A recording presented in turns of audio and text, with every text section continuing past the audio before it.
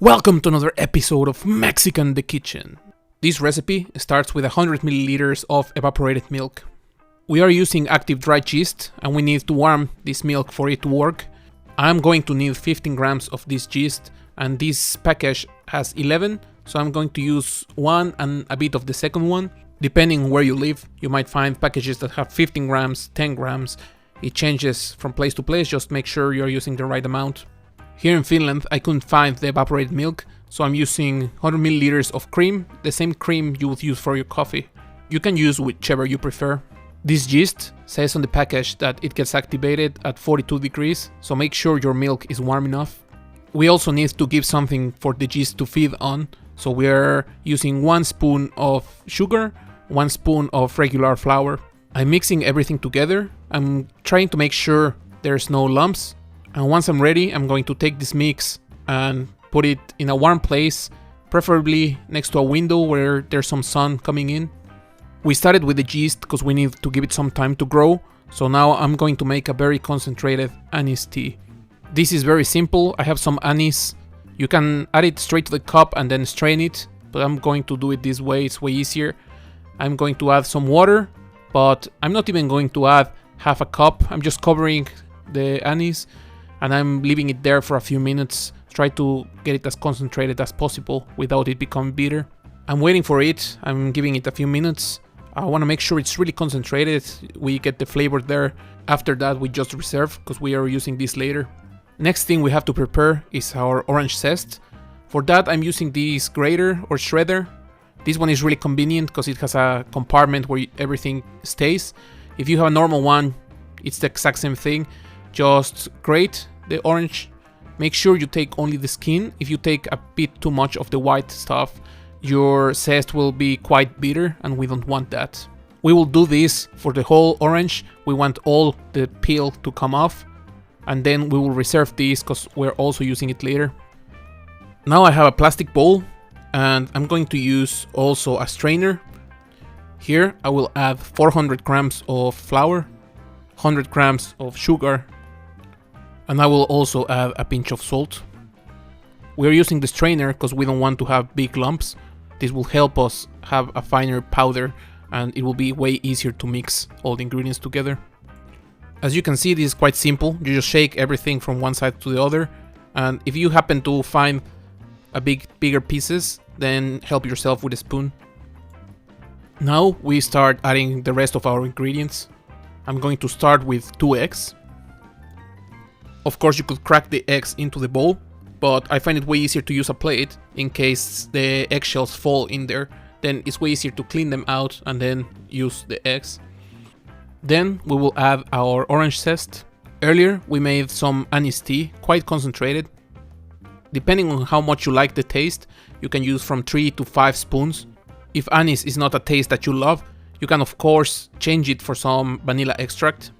Next, I will add 50 grams of melted butter. You can do this on a small pot or you can do it on the microwave. We have added most of our ingredients. I haven't added our yeast, but I'm going to wait for that. First, I'm going to start mixing everything together. For that, I have a hand mixer. You can do it by hand, but the process will take a bit longer.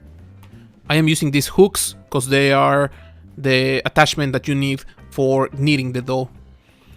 You have to try to be quick because you have a lot of the flour still free and this might be a bit messy. You have to mix all the ingredients together, make sure everything has come together quite nicely. Now we can add our yeast. You might notice it has grown quite a lot. If it hasn't grown, then repeat that step, because if the yeast hasn't been activated, then your bread is not gonna be fluffy and then there's no point of continuing like that. At this point you can still check how the yeast is doing and repeat it in case it wasn't activated. After adding the yeast, we're going to continue mixing. After we mix everything together, we should get a bit more of a dough texture. It might of course take a couple minutes for everything to mix and come together. One of the main characteristics of this dough is that it's quite liquid. If you do it by hand, then it will take quite long. I've done it once and I truly believed a few times that, okay, this is probably not working, but it just takes so much time to get it to the right texture. At this point, depending on where you live, what kind of flour you used, you might have two results. If your dough looks quite liquid and a bit runny, then it is perfect and you just have to continue mixing and kneading for about 20-25 minutes. I took this recipe from Nancy Chefcito. If you can read Spanish, I definitely recommend you should go to her Facebook page. She has a lot of photo recipes. I will leave the link on the description. But she lives in Germany and the kind of flour she used is probably a bit different. Her mix was perfect with those amounts, but in my case, you can tell the dough is not quite as runny as I wanted. It's a bit dry. I'm going to add one more egg, around 20 milliliters of milk or the cream you were using, and I also added around 30 grams of melted butter. Now I'm going to mix everything again and I'm going to check how the texture is. At this point, as you can tell, the dough is quite runny, it's quite sticky. You can notice how it's sticking to the container. That's why I have to go all around, just make sure everything is mixing together. This will be quite a long process. It will take around 20 to 25 minutes of this. I did some Pan de Muerto around 2 or 3 years ago, and I did it by hand. And I remember while kneading, one of the things they said was, don't give up. This might look like it will never get the right consistency, it's taking ages. You might think it's just not working, but after a while you will notice it's almost immediately how it changes from really sticky to coming off the container. I have been kneading this dough for about 23 minutes now. You can tell how the texture is completely different. It looks really nice. It looks quite even. Everything is coming off the container quite easily. So at this point, I think our dough is ready. This dough might look a bit sticky still, a bit messy, but you will notice how it comes straight off the mixer. This means the texture is perfect and we can continue. I have a different bowl now, and I just took a piece of butter and I'm going to butter the whole container. I don't want my dough sticking in there. We're doing this because even when our yeast is activated and it has grown quite a lot, we need to give our dough a bit of time for it to grow a bit more. It will almost double the size or triple it, so you need a container with a lot of space. Once our bowl is greased, we're going to throw our dough in, and we're going to give it some time, but we're also going to cover it with some plastic. Once our dough is covered, we're going to set it by a window or on some warm place for at least 2 hours. Once the 2 hours have gone by, it should look something like this. You might notice it's still quite sticky, but it has definitely grown quite a lot. You might notice also that there's some air in it, so we're going to knead this just for a couple minutes. On a clean table, I'm going to add some flour. We're going to extend the flour a bit. We don't want the dough to stick to the table.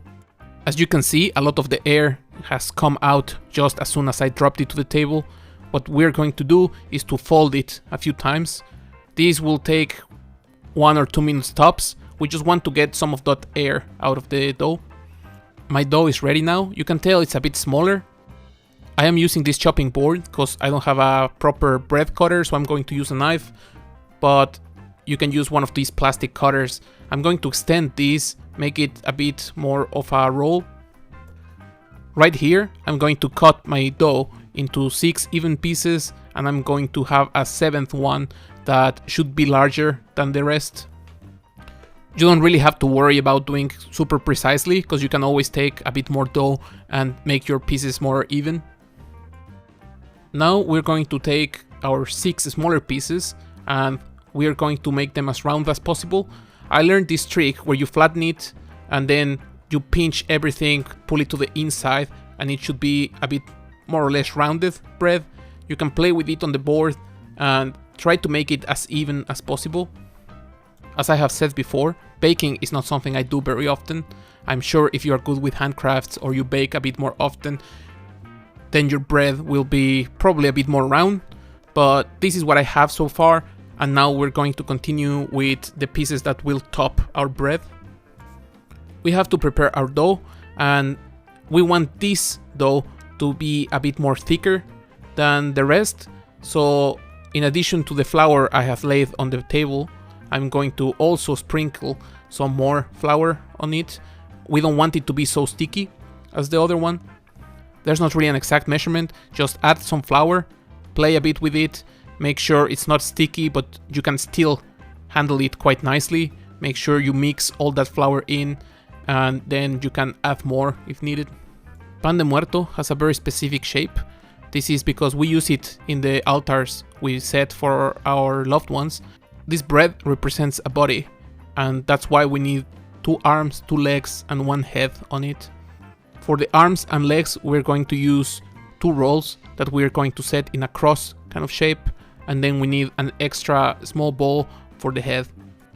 We have 6 breads, so that means we need 18 small pieces. As you can see on my right, there are 6 small balls. Those will be the heads of our bread.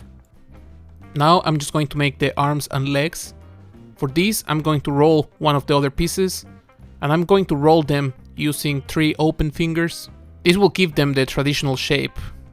If you have a normal oven, you can probably make 6 breads at the same time. My oven is quite small, so I'm just going to do 2 at a time. I'm going to start by setting 2 of my breads on top of a baking tray. It has some baking paper. Our breads are still going to grow a bit, so try to give them a lot of space. Next thing we have to do is set the legs, arms, and heads. We're going to start with the arms and legs by making a cross, as I said before. You don't really need anything else, but if you think the head is a bit shaky or it looks like it might slide a bit to the side, you can also use a bit of egg. Just mix it on a bowl and use it as a glue to paste the arms and legs. Our bread is almost ready, but here we still have to give it about 30 more minutes, and after that we can bake it. As you can tell, our bread kept growing quite a bit, and now we have 2 different choices. We can have our bread with some sugar, or we can have the egg and sesame seeds kind of bread. The second one is the one I remember the most when growing up. I guess it depends on the region and where you grew up, which one is more common for you. I'm going to show you both options and then you can choose which one you prefer. I mixed an egg on a bowl and I have this baking brush. I'm just going to use the egg to paint my bread. The egg will give our bread a beautiful color, and you might think that the other bread doesn't look as pretty, but it doesn't really matter. We're going to bake it and then the finishing touches come later.